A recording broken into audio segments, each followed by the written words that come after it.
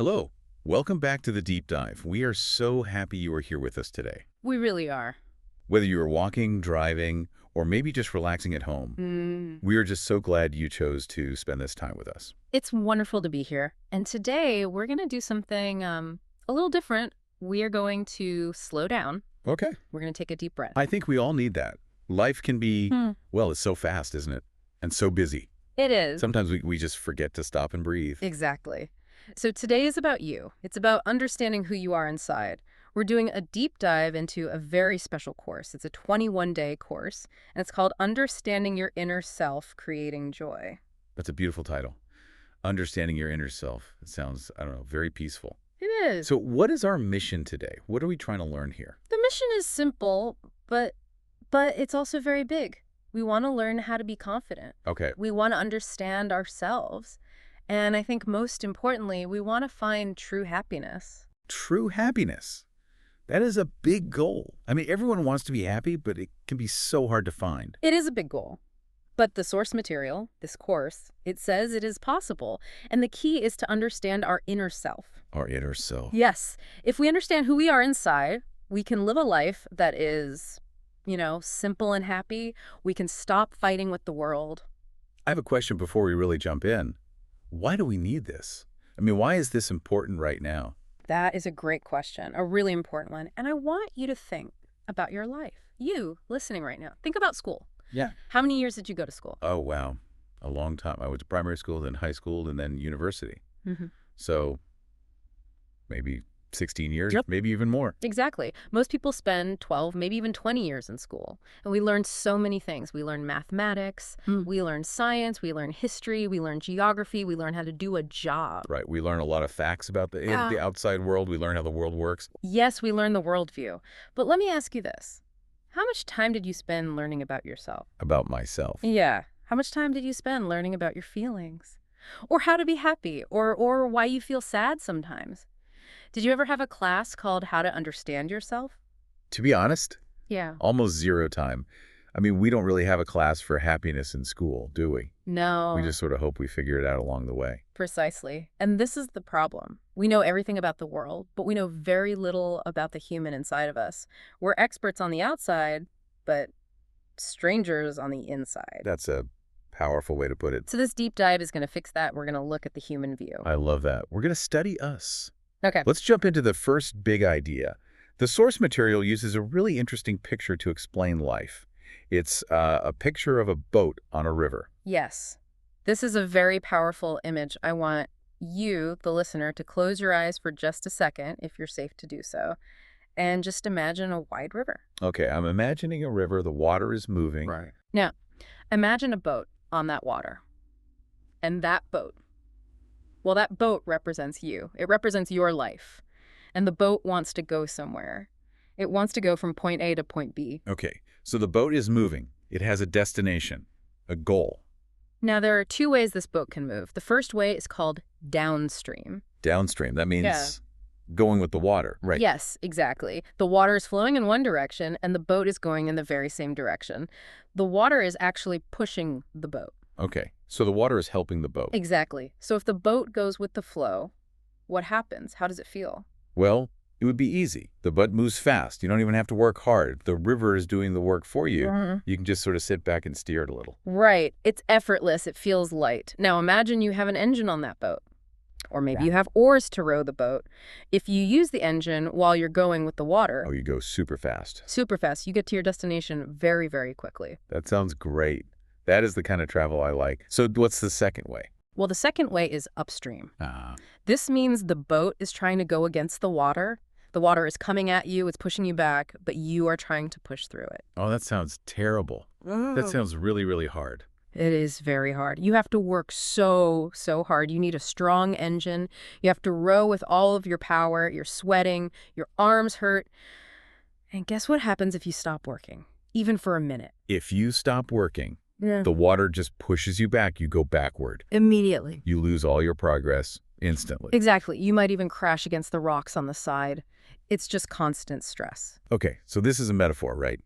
We're not just talking about boats here. What does the water mean in our real lives? The water represents the principles. or the rules of life. The rules of life. That sounds kind of serious. Can you explain that a bit more? Sure, life has a flow. It has natural rules. I mean, think about nature. The sun comes up, the sun goes down. The seasons change. Well, in our lives, there are also rules about how relationships work, how our health works, how money works. Okay, I think I get it. So, if your life feels easy, if you feel lucky, if good things just seem to happen to you, it means you are going with the flow. You're moving downstream. You are, maybe without even knowing it, following the principles of nature.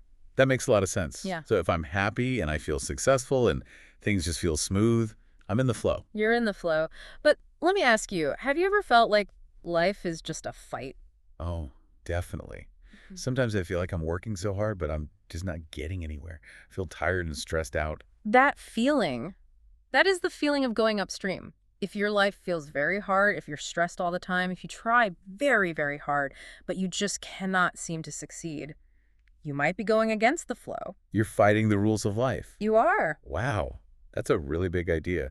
I think many of us feel like we're fighting life. We think that if we just work harder, we'll succeed. But you're saying that if we're going the wrong way, hard work doesn't really help. Hard work is important, of course. But if you work hard against the current, you just get tired. You burn out. You need to turn the boat around. So we need to stop fighting. We need to learn the rules. If we know the rules of life, we can turn our boat around, we can stop struggling, and we can let the current help us. Just imagine how much faster you would go if the current was helping you. I want to let the current help me. I am tired of rowing upstream. It is exhausting. We all are. So the first step to turning the boat around is to look at ourselves.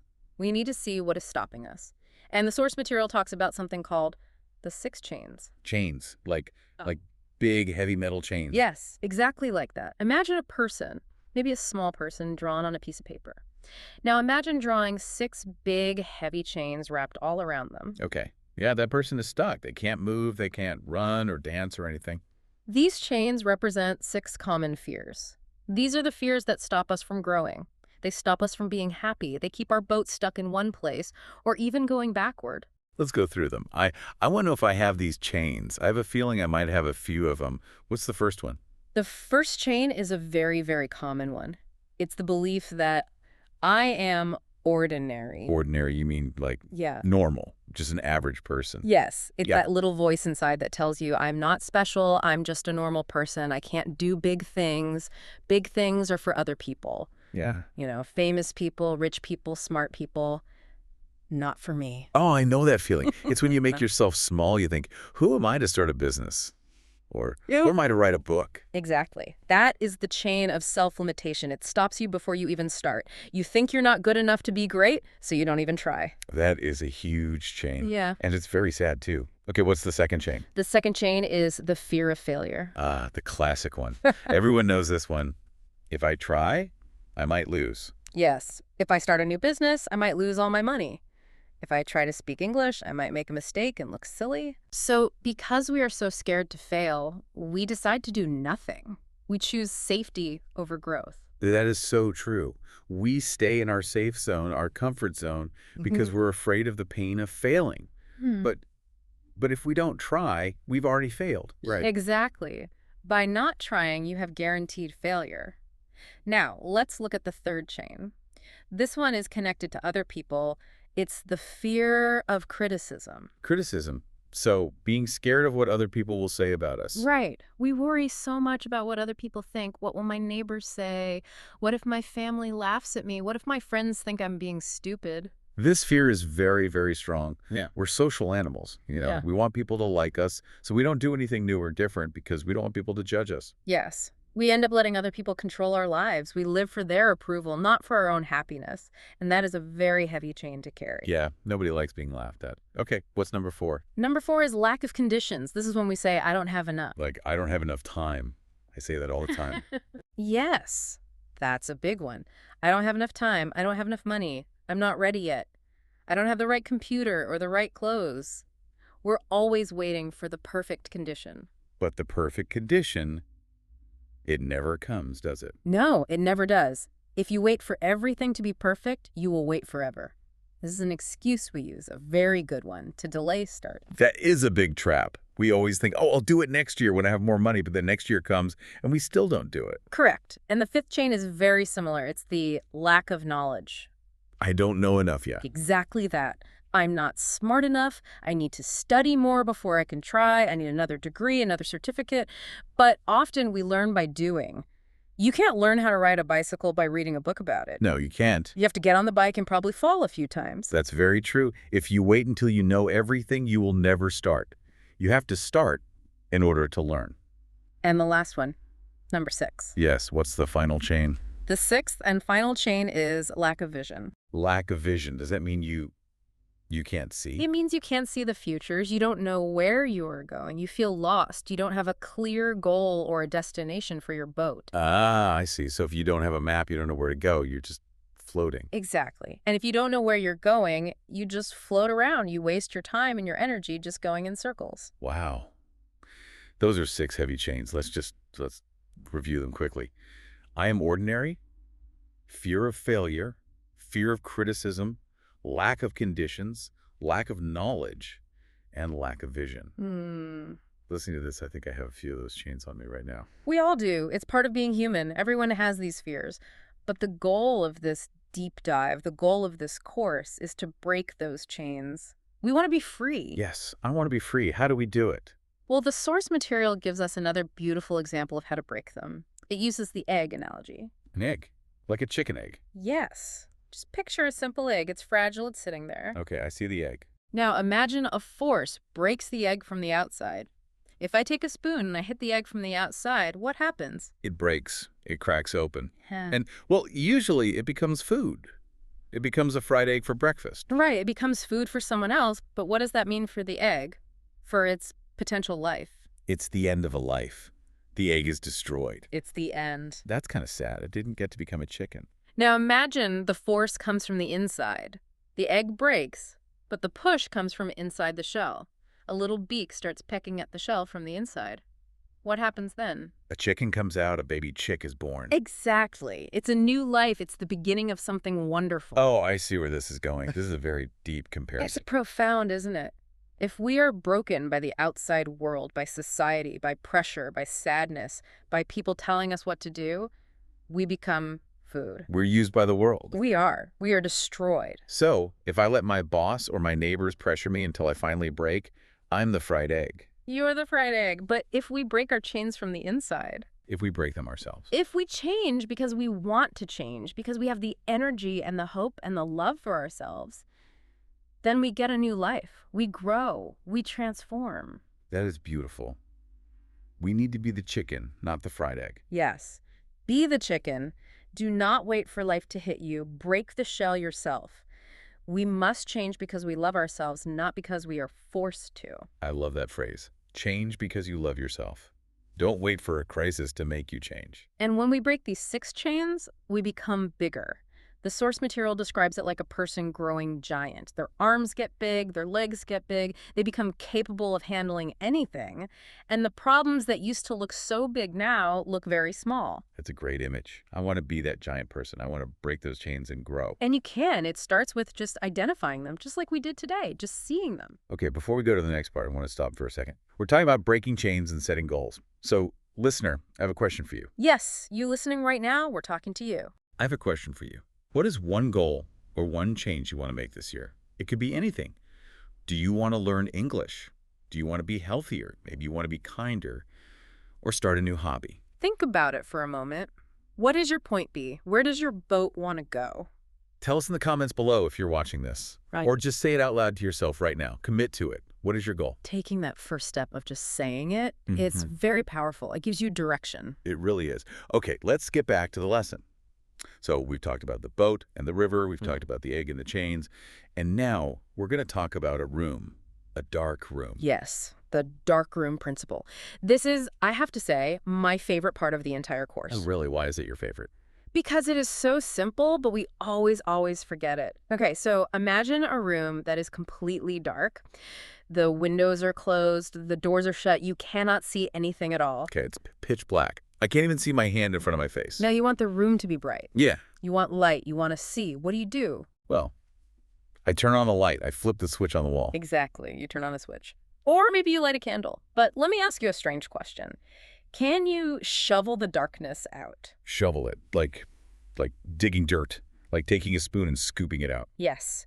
Can you take a bucket, scoop up the darkness, and throw it out the window? Can you grab the darkness with your hands and push it out the door? No, that's impossible. Darkness isn't a thing you can hold. You can't touch it. It's just the absence of light. Precisely. You cannot scoop out darkness. You cannot fight darkness directly. It is impossible. The only way to make darkness disappear is to introduce light. Okay, I agree with you. Physics says you were right. But how does this apply to my life? What is the darkness in my life? In our lives, darkness represents our problems. Sadness, poverty, sickness, bad relationships, anxiety, stress. These are the dark parts of the room. Okay, so if I have a problem, that is the darkness. Yes. Now, be honest. What do most people do when they have a problem? We try to fix it. We worry about it constantly. We complain about it. We fight it. Exactly. We try to shovel the darkness. We spend all our energy focusing on the problem. We say, I'm so sad, I need to stop being sad. I'm poor, I hate being poor. We focus on the bad thing. We obsess over the problem. And that is so tiring. It is exhausting. And it doesn't really work well. If you focus all day on your sadness, you usually just feel sadder. The secret from this deep dive is this. Do not focus on the problem. Do not try to shovel the darkness. So what should I do? Just ignore it. That sounds a little bit dangerous. No, you don't ignore it, but you don't fight it directly. Instead, you focus on bringing in the light. Bring in the light. When the light is on, the darkness disappears automatically. You don't have to fight the darkness. You just have to find the switch for the light. Can you give me a real example of this? Sure. Let's say your relationship with your family is bad. There's a lot of fighting. That is the darkness. Okay, a dark room. Shoveling the darkness would be arguing more, complaining more, trying to force them to change. Yeah. Why are you like this? You need to stop doing that. Yeah, that usually just makes things worse. More fighting. Exactly. Bringing in the light would be focusing on something like gratitude or understanding. You start being kind, you start listening, you bring positive energy, which is light, into the house. When you bring in love and understanding, the fighting, the darkness, it naturally goes away. I see. So instead of fighting the bad, you add the good. Exactly. Light removes darkness. You cannot have both in the same place at the same time. That is a very, very different way of thinking about problems. So how do we know what light to bring in? Well, that leads us to the next structure of our life. The source uses a picture of a house. It calls it the house of life. Okay, I like pictures. Let's draw a house together in our minds. Let's do it. Visualize a simple house. It has a foundation at the bottom. Okay. It has 2 pillars on the sides holding things up, and it has a roof on top. Got it. Foundation, 2 pillars, and a roof. What do they represent? The house represents the 4 big aspects of your life. The foundation, the bottom part that holds everything else up, that is your inner self. My inner self. So Yeah. my mental health, my feelings, my spirit. Yes. Your happiness, your peace, your character. That is the foundation. Now, the 2 pillars. The left pillar is health. Okay, my physical body, being strong and not sick. Makes sense. And the right pillar is relationships. Your family, your friends, your coworkers, your husband or wife. Okay. And the roof. What's the top part? The roof is finance, money, your career, material things. Okay, so just to be clear, foundation is inner self. Yeah. The pillars are health and relationships. And the roof is money. Exactly. Now, look at how most people in the modern world build their house. Where do they start? Well, usually we start with the roof. We want money. We want a good job. We work 12 hours a day to build that roof. Yeah. We stress about money all the time. Exactly. We try to build the roof first. But imagine building a real house. Can you build the roof before you build the foundation? No. It's impossible. If gravity would just pull it down, it would crash. And what happens if you build a giant, heavy roof, lots of money, lots of responsibility, on a very weak foundation? A sad, stressed inner self. The house collapses. It falls down. It just crushes you. That is why we see so many rich people who are deeply unhappy. They have a giant roof. They might be millionaires, but their foundation is cracked. They're depressed, or their pillars are broken, they're sick, or they're divorced. That makes so much sense. You hear about people who seem to have everything, but they feel like they have nothing. Yes, because they built the house upside down. Yeah. They focused on the money before they focused on their own happiness. And everything is connected, right? Yes. Think about it. If your pillar of health breaks, if you get very sick, Does that affect your roof, your money? Yes, definitely. If I'm sick in the hospital, I can't work. I lose money. And does it affect your inner self? Oh, yeah. I feel sad and scared when I'm sick. My foundation shakes. Does it affect your relationships? Yes, I might be grumpy with my family because I'm in pain. Or they might have to take care of me, which is stressful for them. Exactly. Everything touches everything else. If you fight with your wife, your relationship's pillar is weak and you can't focus at work, so your money roof suffers. If you're depressed, your inner self foundation is weak, so you don't want to exercise, and your health pillar suffers. It's all one big system. It is all one big system. So, going back to the dark room, if my house is dark, if I have problems in my house, how do I turn on the light? We need lamps. The source material tells us there are 7 lamps or 7 forms of richness that light up the house. 7 lamps. I want to write these down. What are they? We need to light all of them up to have a bright, happy house. So here is the list. I'll say them slowly for you. Okay. Number 1 is wisdom. Wisdom. Number 2, mindset. Number 3, personality. Number 4, quality. Number 5, ability. Number 6, physical health. And number 7, material reality. Whoa, that's a good list. Let me see if I got that. Wisdom, mindset, personality, quality, ability, physical health, and material reality. You got it. Now, did you notice something interesting about that list? Some of these you can touch and some you cannot. Yeah. Material reality, that's money, cars, houses. I can definitely touch that. And physical health, that's my body. I can touch that. But wisdom, mindset, personality, I can't touch those. I can't hold wisdom in my hand. Correct. And this leads us to the next big concept, material versus non-material. Or, another way to put it, how to make yourself valuable. Okay, unpack this for me. What is the difference and why does it matter? So we have 2 types of value in the world. Material value is things you can touch and measure. Money, your weight, your height, the size of your house. Tangible things. Things we can see and count. Right. And non-material value is things you cannot see or measure easily. Love, confidence, wisdom, kindness, a sense of humor. Okay, got it. To be truly successful and happy, we need to mix them. We need to turn material things into true value by adding non-material things to them. Can you give me an example? This sounds a little abstract. Of course. Let's think about a handbag, a simple bag to carry things in. A handbag. A normal handbag, made of good leather, might cost, say, $50. It holds your keys and your phone. It is a material object. It does its job. Right, $50. Seems reasonable. Now think about a limited edition handbag. It's made of the exact same leather, same size, same zipper, but it was designed by a famous artist. It has a story. It was made in a special village in Italy.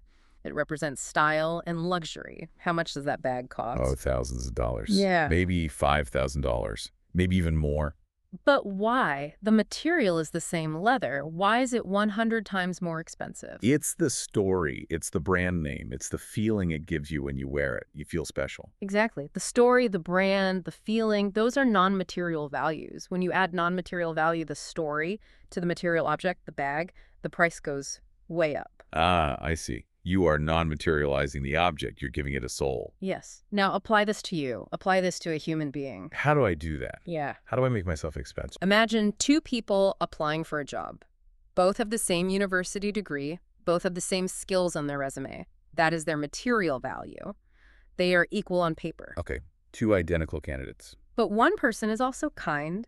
They're funny.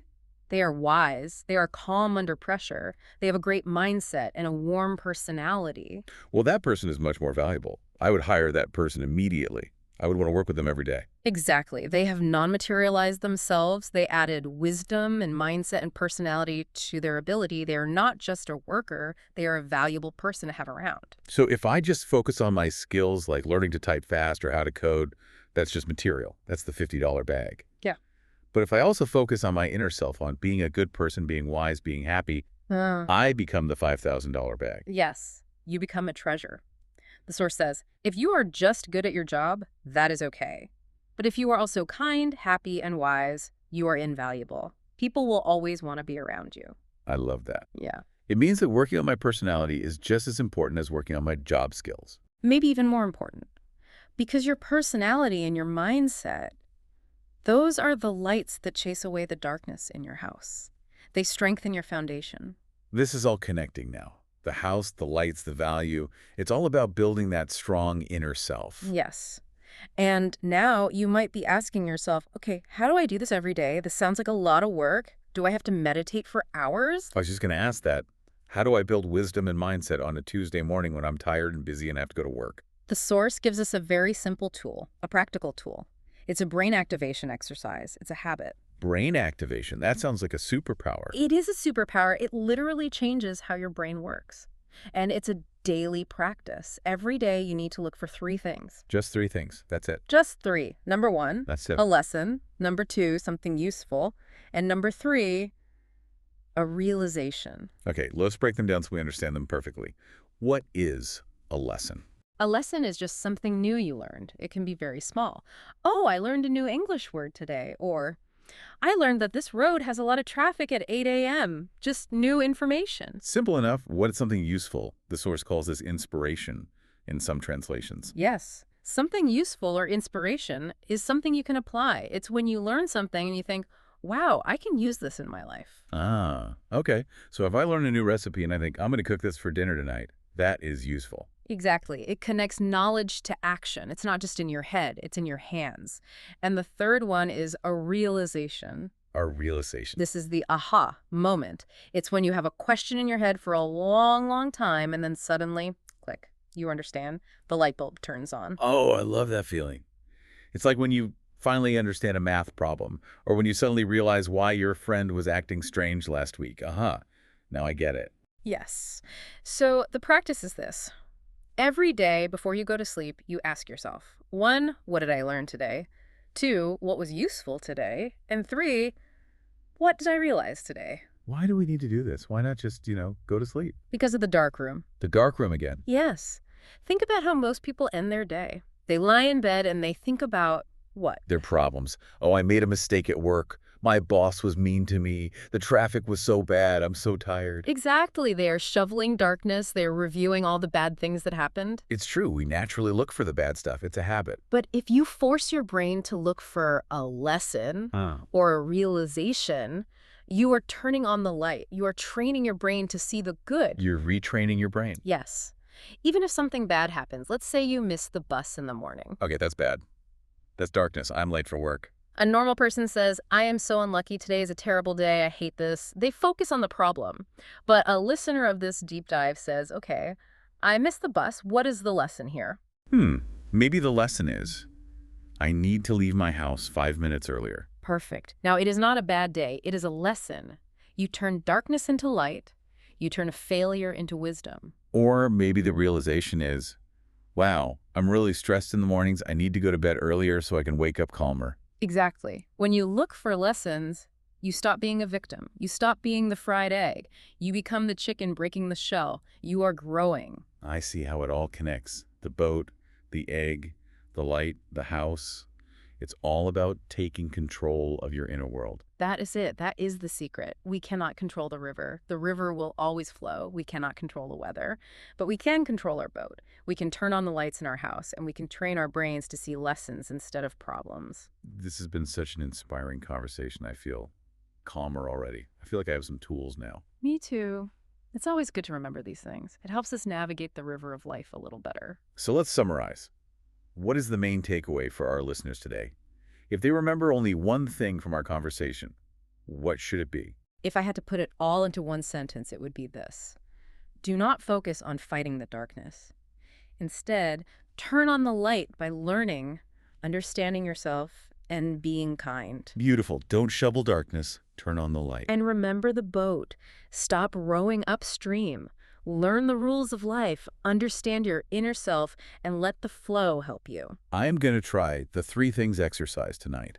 I'm going to look for my lesson, my useful thing, and my realization. I really hope our listeners do too. It's such a small habit, but it changes everything. Thank you so much for explaining all of this today. It was a true deep dive. It was my pleasure. And to you, our listener, thank you for spending this time with us.